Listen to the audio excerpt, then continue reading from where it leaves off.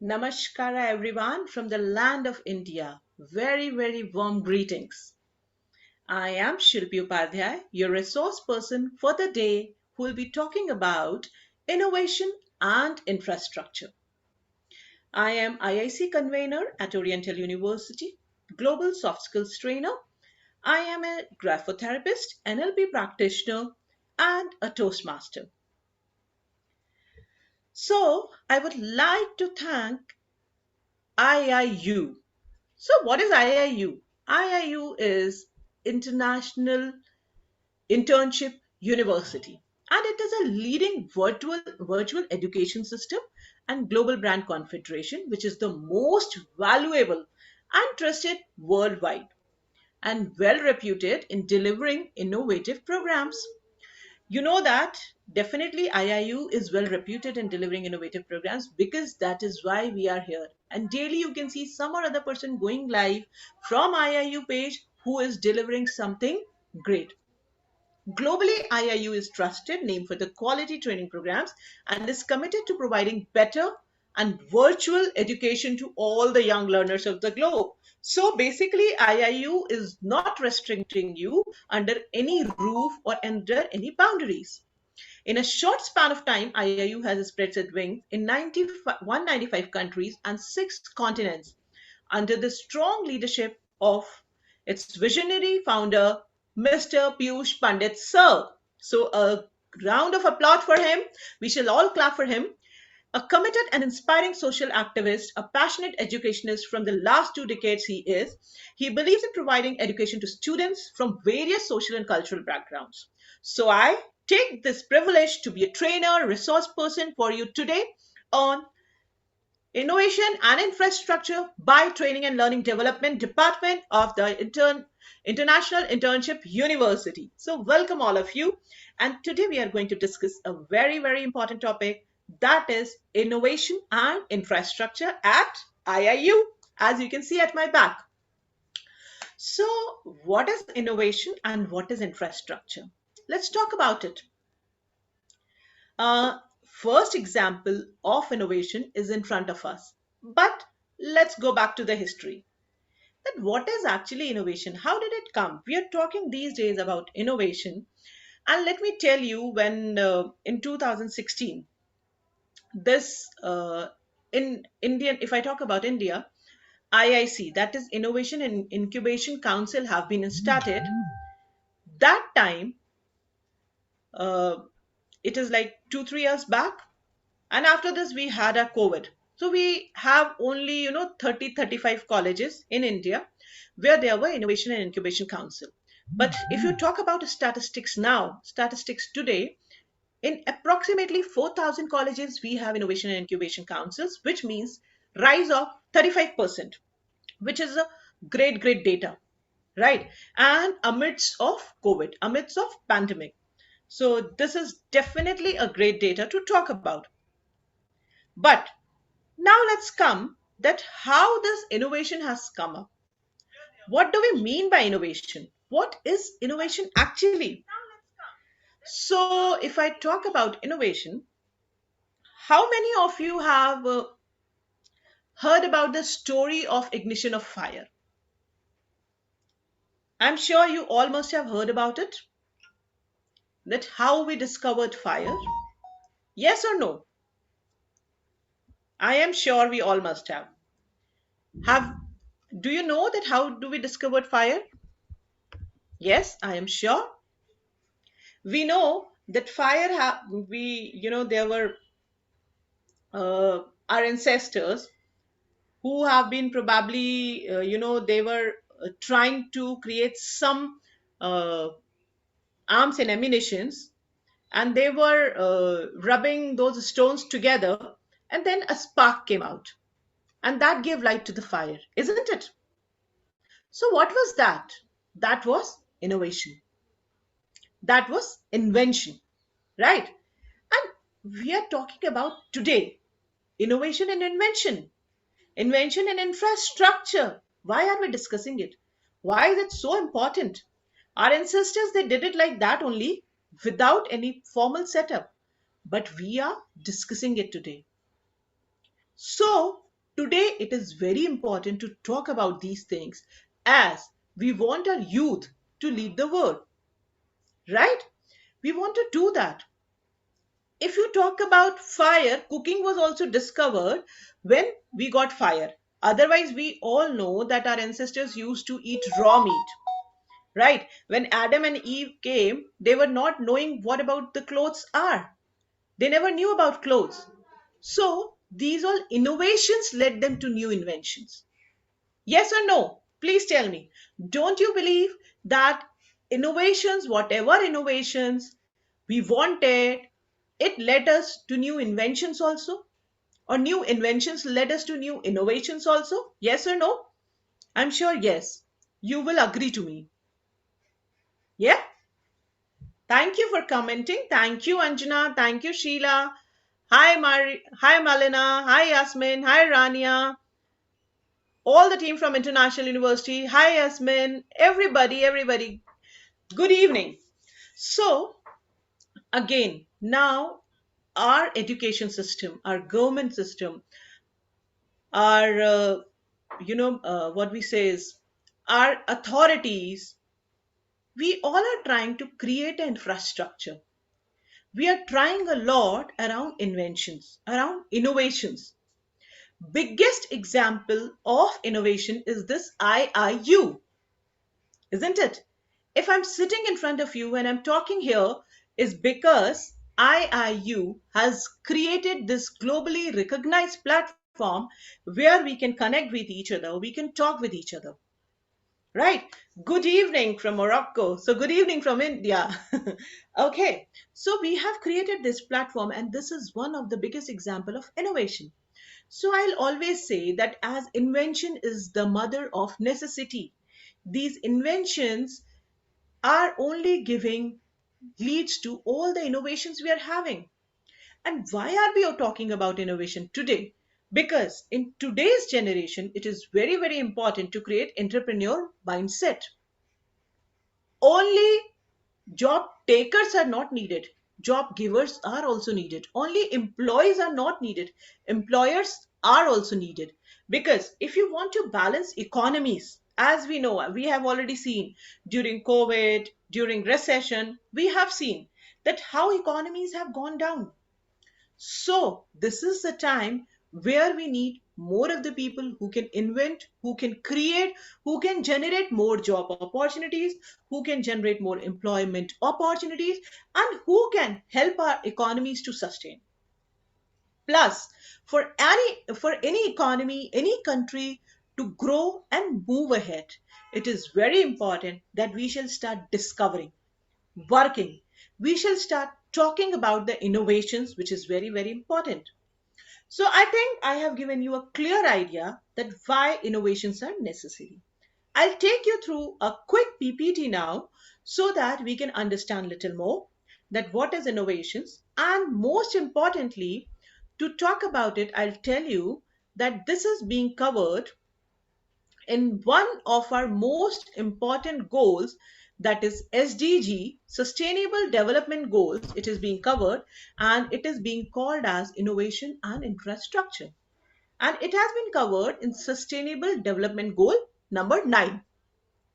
Am I audible to everyone? Kindly write yes or no in the chat box if am I audible. If you can hear me, please write yes or H. That will do for me. Yes. Okay. So thank you so much. Okay. So now let's go to this. How am I talking about is innovating education and educating for innovation. What a punchline it is, I must say. Yes, isn't it? Innovating education and educating for innovation. This is very important to understand that when we are educating, that has to be also innovative. We need to tell whatever we are telling with some innovative ways to develop that curiosity, that experimentation, that zeal for learning to our students. And why I'm concentrating today on education and innovation, because this is an university and we can talk more about that how education be a base for generating innovation. for talking about innovations. So that is why I have given this headline, Innovating Education and Educating for Innovation. I hope you all can relate to this line, right? And definitely, when you talk about innovation, when you talk about education, then creativity, inspiration behind that creativity, your idea, your concept, your development, intention, everything follows on with that. So, as I told you, that Sustainable Development Goal 9 deeply talks about industry, innovation, and infrastructure. See, how can you sustain your industry when you have something to give to the society? If every industry will work on the same lines, probably market will get rotten, market will get exploited, and we'll not be in a position to give lot to our economy, because everybody will be on the same lines, working on the same lines. So to develop our industrial sector also, we need to have innovations along with the proper backing of infrastructure, which has been absolutely clear in goal number 9. But along with that, goal number 9 very well talks about uh, that how education is important for innovation and how innovation can be connected with education. So let's talk about it. First of all, I even have mentioned sources. You can see that I've taken it from Universal Education. That when you talk about innovation, innovation is very, very imperative in education. Okay, let's do it this way. I'll stop sharing for some time screen, and I would like to understand that when we are talking about innovation in education, and people who are with me here in education, I believe you all will agree to it that now teaching methodologies, way of teaching must have been changed, isn't it? You have figured out some new ways of teaching. You must have come up with some new resources of teaching. You must have come up with some new technologies of teaching. Like there must be a lot of things which you have figured out and worked on, right? You have done that.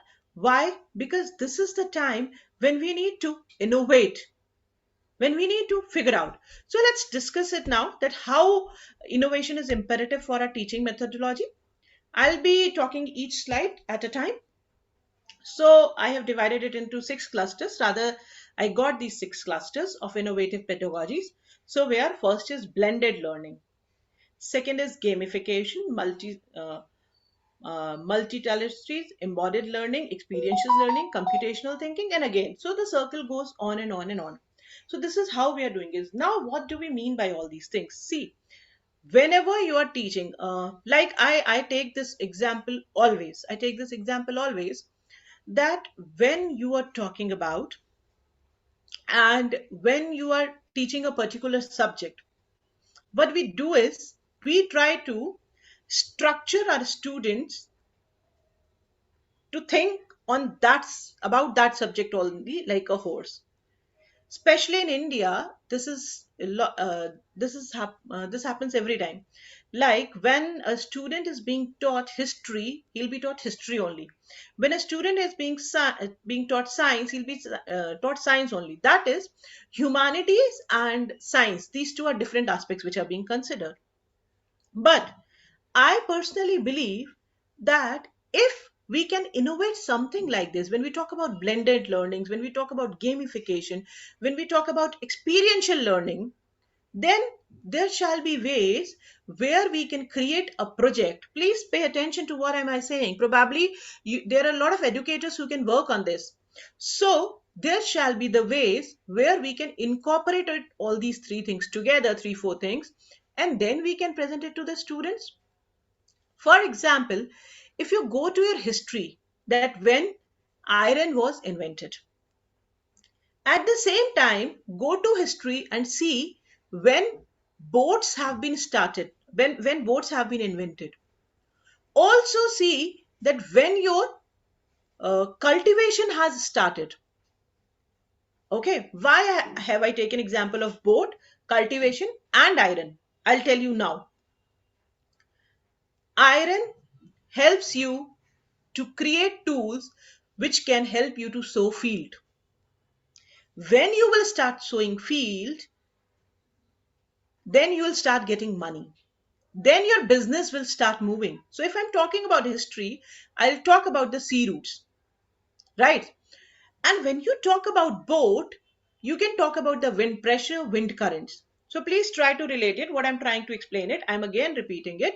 First, I have asked you to figure out that when iron has been discovered, when you started discovering your boat and started taking it as a mode of transportation, and then I asked you to please go back and discover that when cultivation has started in your country's history. And you will find this that all three, four things are very, very relatable, right? And if you see that students are being taught humanities and science like this, they'll be highly interested and will be able to relate. Now I'll tell how. For example, if we have started discussing about that this is the time when iron have been invented, and along with that, because this was a particular area of the north where iron was invented, and here in north there was lot of cultivation. Why? Because iron was invented, tools was created, and in north we have lot of cultivation. So we taught your student, you are teaching your student about innovation, that when iron was invented, you taught your student that when cultivation was started in history and which was the most fertile belt, and because that was the most fertile belt that was having lot of money, so that was being attacked first, or that was being explored first, whatever, depends on country's history. Then if I'm talking about the transportation, that is boat, fine. Or if I'm talking about uh, any other mode of transportation, probably railways, we can talk about the wind pressure also. And do you know, in the physics, the same concept of pressure applies. The same concept of direction applies. So I can teach my child geography and physics also. So what I'm trying to tell you over here is that when we are talking about blended learning, when we are talking about gamification, when we are talking about experiential learning, we really need to incorporate such kinds of projects and examples where we can show our child that how the pressure underwater is important on your boat, how this pressure is there included in the physics also, how this can be the part of geography and physics together. So we can blend all these things, we can create new projects, and then we can start teaching our students. And I think on which we are not paying attention, which is very, very important to pay attention. We are definitely discussing that how we can create metaverse. Thank you so much, IIU. Thank you so much. So we can talk about that. We are talking about how we can create metaverse, how we can create a lot of new cloud computing. We're talking about all these things. But what about blending our humanities and science together and teaching it? That is actually going to make sense. So that is one need of innovation and invention today when we talk about teaching. I hope you all can relate with me and can understand the example I'm giving. If you can relate with me and can understand the example which I'm giving, please send me lots of hearts and write yes in the chat window so that it can motivate me and I can go ahead. So can I please see some yes in the chat windows? I'm waiting for those yes. I hope you all can relate. And if you have any, thank you, Supriya Kumaravelam. Thank you so much. And if you have any doubts, please keep pouring in. Please keep pouring in. Thank you, IIU. Thank you. Okay. So I hope I could clear this. Thank you, Mr. Charles. Thank you. So I hope I could clear this slide to you. And what do I mean by blended learning, gamification, multi-these experiential learning? Because these experiences gives your child the real learning which he or she will never ever forget. Moving to the slide 2, innovation in education, why and what? This is very important to discuss. This is very important to discuss that what is innovation in education and why it is important and what is there which shall be taken. Fine. So when I talk about, I say this first line as innovation in education, the sense of urgency. What do I mean by this? Can anybody tell me? What do I mean by this when I say that innovation in education is the sense of urgency? By this, I mean that when we are talking about innovation in education, we need to create the people, we need to talk about the people who shall have that infrastructural mindset, who shall have that entrepreneur mindset. And when I write it over here, the sense of urgency, I totally mean to say that we need to create it from the very childhood. We need to generate it from the very childhood. In spite of telling our child that I will be taking you to the further stages as well, but I thought that why not to, start it from the very basic, very beginning, and then I can probably take you there. So when I'm talking about the basic thing, when I'm talking about the basic sense of urgency, I am telling that it shall be incorporated from the very childhood. When your child is in school, in spite of giving a children a tight curriculum or structure, you shall let your child free. We shall give our students that freedom that they shall go and opt something, create something, spoil something, destroy something, for which they shall be appreciated. They shall not be pointed out that why did you do that? You was not supposed to do that. This is not the structure or the way of doing things. From very starting, we need to move them out of the structure. This at all do not means that I want to say you that we shall not discipline our child. We shall discipline, but we shall not discipline children's brain. Let them be indisciplined.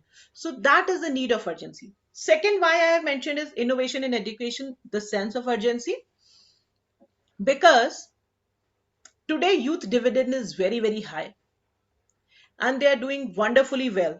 Few nations are there where youth dividend is not very good, but few nations are there where youth dividend is very high. And this is the time when we need to revive our nation, when we need to revive our economies. And here we need to tell students what is out of the box thinking. Because when we teach our students out of the box thinking, also we fix them into some experiments, into some example, into some system, into some dosage, everything. But that is not the right way. Rather, we need to give them lot of experiments to do. Lot of We need to leave them open to do lot of mistakes. That shall be there, because this is the youth. If we can guide them to the right place, believe me, our economies are going to do wonderfully well. We are going to create a lot of new things which is not there. This kind of youth is having lots and lots of knowledge which they can implement, which they can deliver on the board, but we are unable to use that. So it is very important for us that we shall set our youth free and create that sense of innovation in them. That is why I have mentioned over here innovation in education as part of innovation in economies and societies. Not only youths. Why shall only youth talk about innovation every time? Why can't we talk about innovation? Education is a sector where we need to have lots and lots of innovation. Why can't we talk about that? We shall talk about that, which is very important. Why can't basic housewife talk about innovation? Why can't we figure out the various ways to deliver a thing, to cook a thing, to represent a thing? Innovation shall be a skill set to think on. This is what I believe. So, when we talk about measures of innovation in education, we need to discuss some of the ideas. Innovation in education, a measurement or a challenge? Okay, so how many would like to throw light on this? When I raise this question in front of you, that innovation in education is a measurement or a challenge, how many would like to write something in the chat window on this? Please let me know that what do you understand by this, and what do I mean by innovation is education is a measurement or a challenge? How many of you can tell me, please? This is a measurement or this is a challenge? Thank you, Nona. I'm waiting. So I get answer from IIU both. Can I get some more answers? Thank you, Mr. Adhikari. Thank you, Yasmin Mahmood. Thank you, Charles. I'm waiting for more answers. Is innovation in education a measurement or a challenge?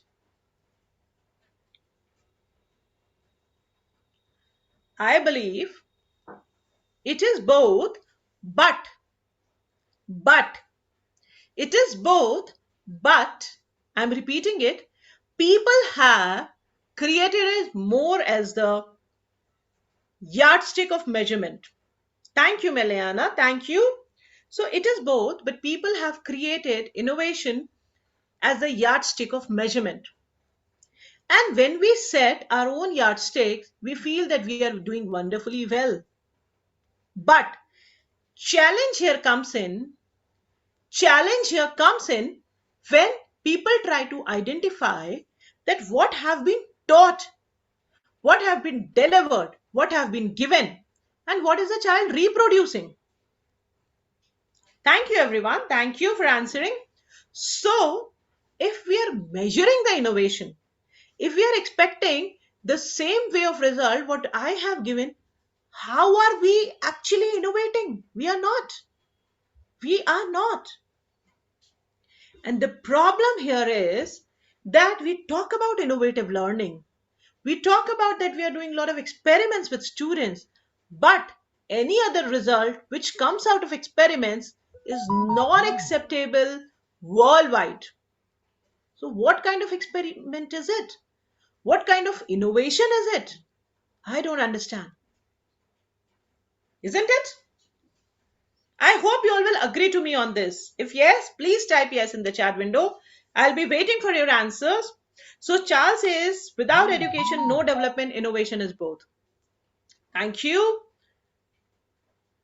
So, I hope you all could relate to my answer that when we are talking about innovation, fine, and when we are creating this innovation as the measurement stick of the experiments or of the innovations what we are doing, we are definitely creating a challenge, or we are definitely facing a challenge when we talk about an innovation, because innovation means something new which you have worked upon, something new which you have innovative on your own.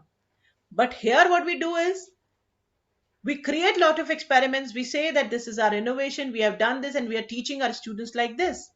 But if our student at all come out with some other result, that is not treated as innovation, that is treated as wrong. So this is the biggest challenge we are facing while innovating, isn't it? So it is very, very important that we shall understand, realize that innovation can be new every time.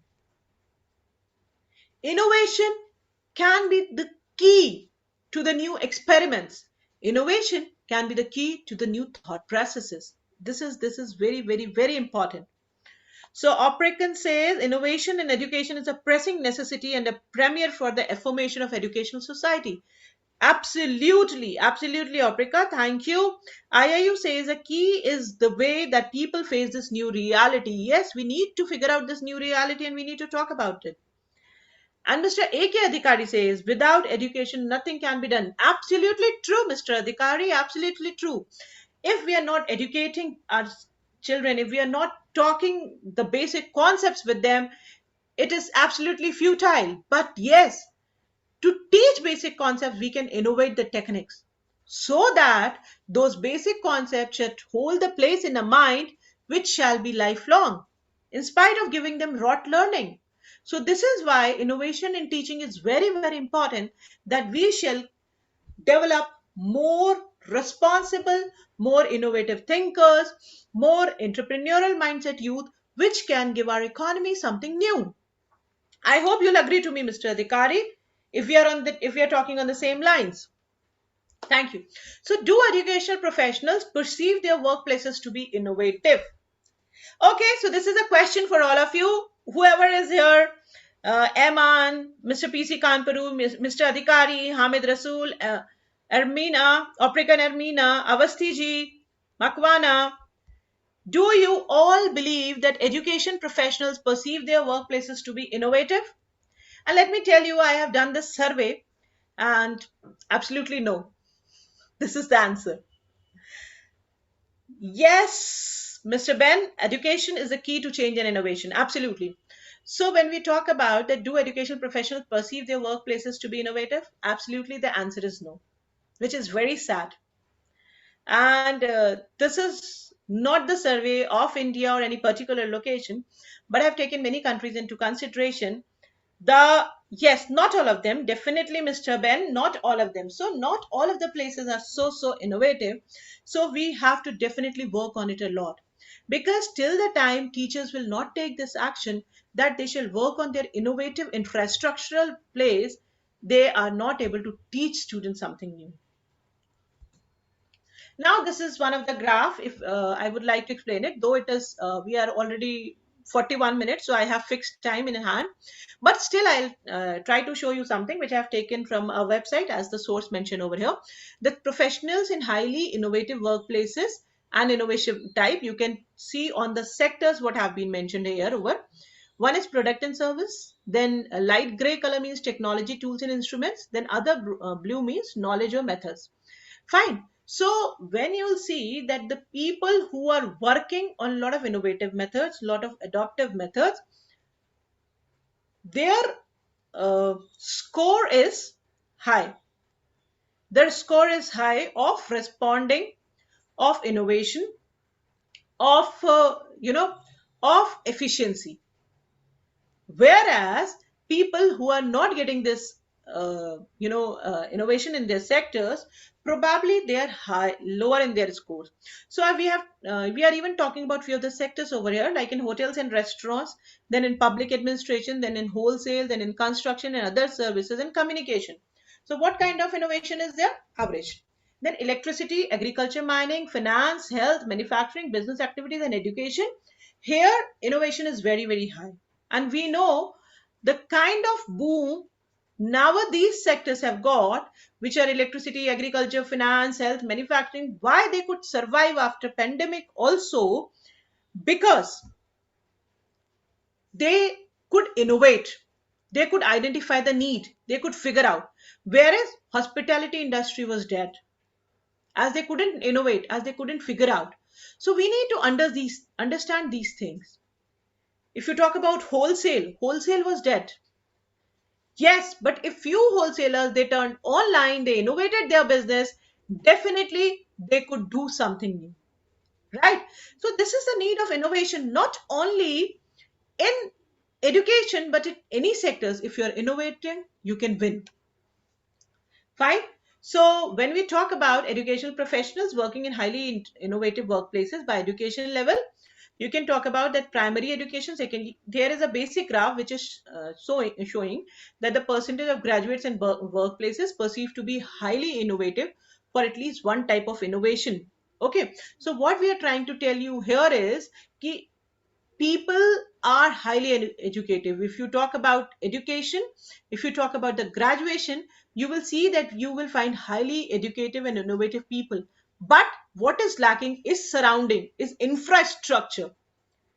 What is lacking is the mentality, resources. So we need to create that infrastructure.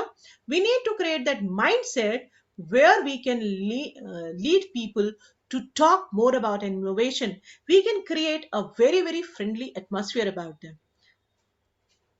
I hope this is fine with you all.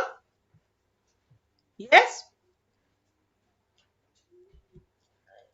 So the education and skills dimension of innovation, though we have been discussing it, but I'll quickly read it for you. I'll quickly recapitulate it before we go. So skills for innovation, what is required? One, that innovative workers can be categorized into three major categories. One can be subject based skills, which represent knowledge and know how in a particular field. That what is the knowledge you are having, what is the know how in your particular field, and how you can incorporate them together, and how you can produce something new. Then another is thinking and creativity. And let me tell you, people, there are many tests which are being done to identify that what are the kinds of skill set you have. What are the kind of areas? What are the kind of areas in which you can do your expertise? What are the kind of areas which can give you so many expertise? So we can go ahead with these skill sets also. But I would want that we shall inculcate this since a very childhood as I started. When I started this presentation, I said that this shall be the need. So, since very childhood, we shall start inculcating it. That is very, very important. So, the earlier, the better. So, now next is thinking and creativity, which includes both higher order skills and cognitive habits. And one thing very important I would like to talk about here is when we are talking about the cognitive habits are hampering a lot. Why I'm mentioning it over here? Because cognitive habits are very, very important in your decision making, in your body posture, in your life forming, in your creativity. When you talk about, drawing, singing, or any creative thing, cognitive habits are very, very important. But these days, due to high usage of mobile, high usage of television, high usage of screen, our cognitive habits, our cognitive skills, our cognitive brain functioning is damaging a lot.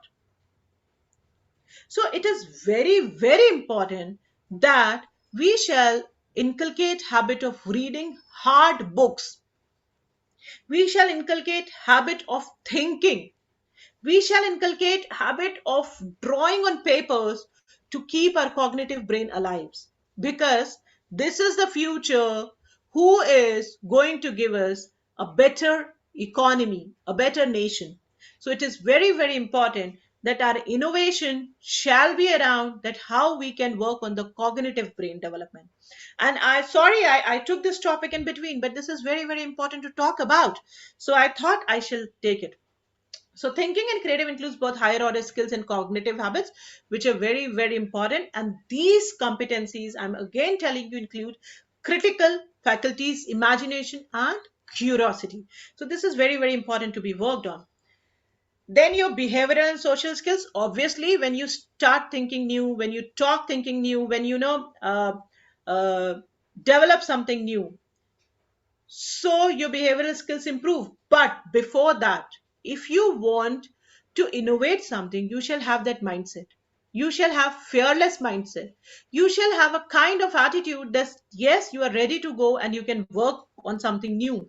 So it is very, very important that children today shall be upgraded, shall be taught socially also. It is important for teachers and parents both that we shall inculcate kind of a future who is ready to innovate, experiment, who is fearless, and who can talk something new.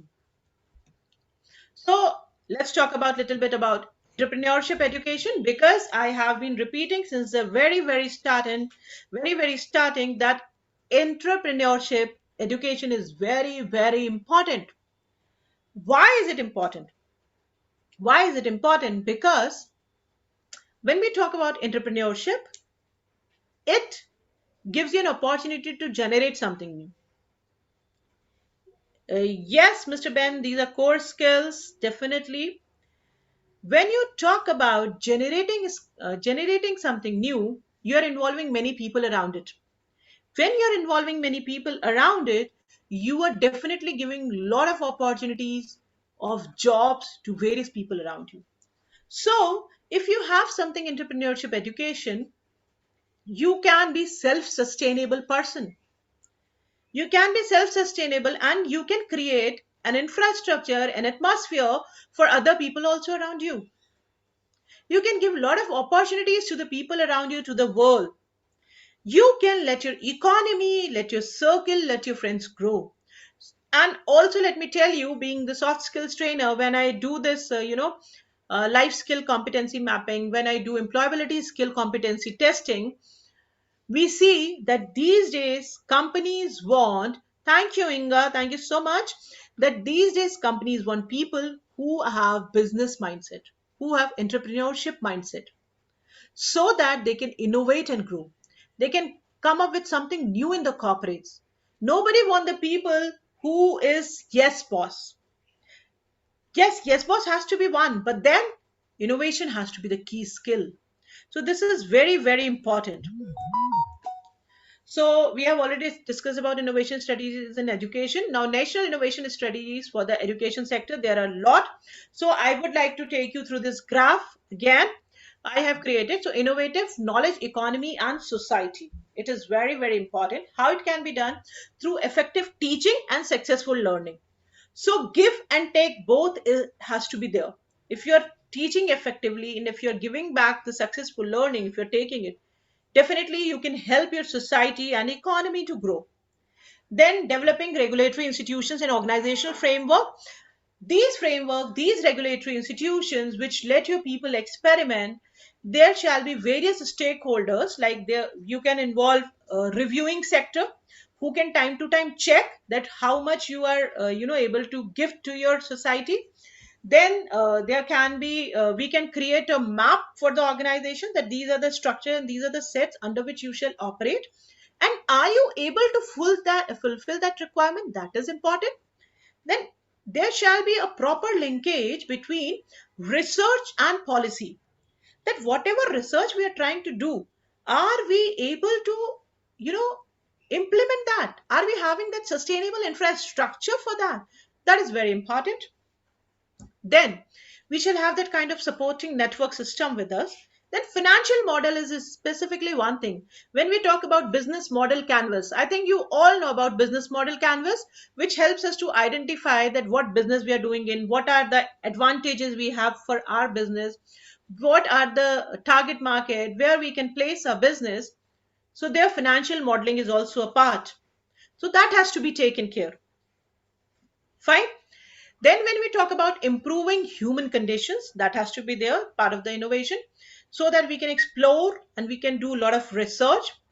Then, in strengthening R&D professionals is very, very important. That research and development department of every country shall be very, very strengthened one.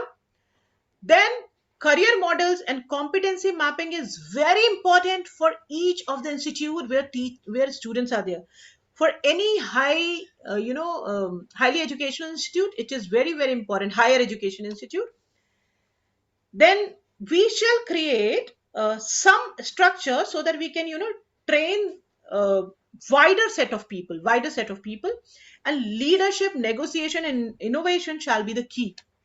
Then we shall even ensure that whatever we are doing shall be qualitative. There shall be basic tools to access the quality. We shall define quality in the light of practical aspects that can be matched. Then we shall even exploit the new opportunities. Time to time to improve knowledge, training shall be given. National and international coordination conferences shall be there. Field of communicating and cooperation shall be there. We shall try to close the knowledge gaps by building bridges between various other economies, various other countries, so that we can give our students best. And then we shall exploit new technological development to teach our students, to incentivize them to open your startups and incubations, because when we will help our students to uh, generate new startups, generate new incubation, believe me, you are giving your economy extra advantage in finance, in uh, resources, and also you are moving your economy a level up in the world. So it is very, very important that we shall encourage a lot of incubations, a lot of startups in our colleges. All right. I hope this chart is clear with everybody, and you can associate that why am I giving you this chart? What is the reason of it? Yes. If yes, everybody please show me thumbs up or send me a lot of hearts. I'll be okay with it. I can understand that. Yeah. Thank you. Thank you. I got it. I got it. Thank you. I can read. Yes, very, very clear. Really an excellent platform. Thank you. Thank you. Okay. So now to capsulate it, we'll talk about that we shall have a compelling vision of the future so that our education leaders can talk about that how we need to go ahead. What shall be the systems which shall able to produce and demonstrate our leader? This is very, very important. We shall align our vision with our upcoming leaders, that what they want to do. We shall set some ambitious goal which shall involve innovation. Because when you'll set ambitious goal, particular which are almost impossible ones, we will ask entire system to work towards that, and that impossible goal will help you to create new stakeholders, to create your stakeholders new innovations. Because anything able which is easy to get will not let you innovate, but anything which is targeted and is difficult will help you to innovate. So that is very, very important.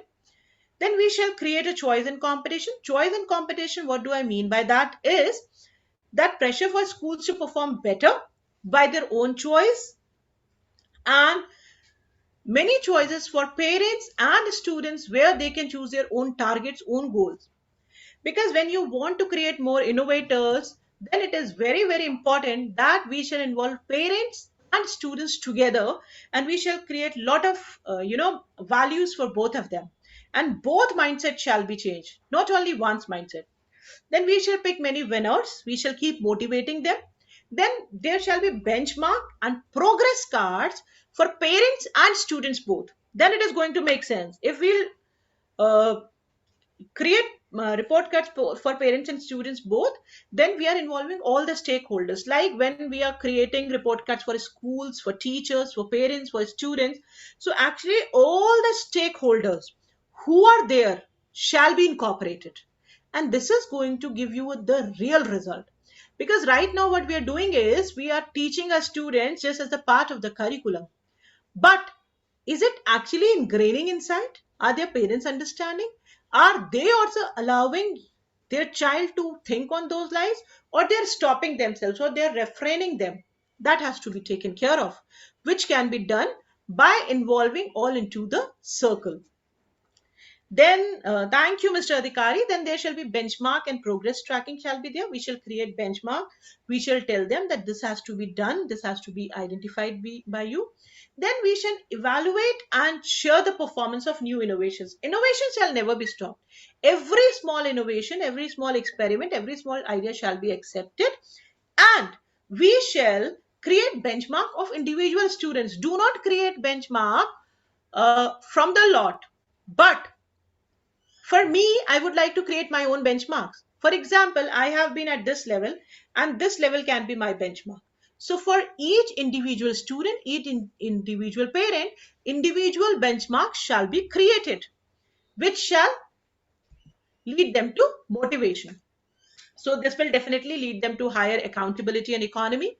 They can definitely invest and empower in the as agents of change, because when you tell them that what is the power you have, you can definitely make them work as the power of change, as the agent of change, and that is very, very important.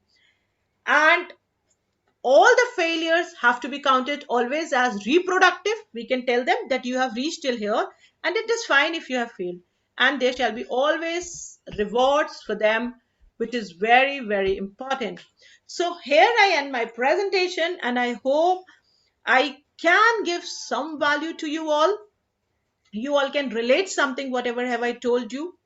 And if you have any questions, I am here to answer your questions. Please go ahead.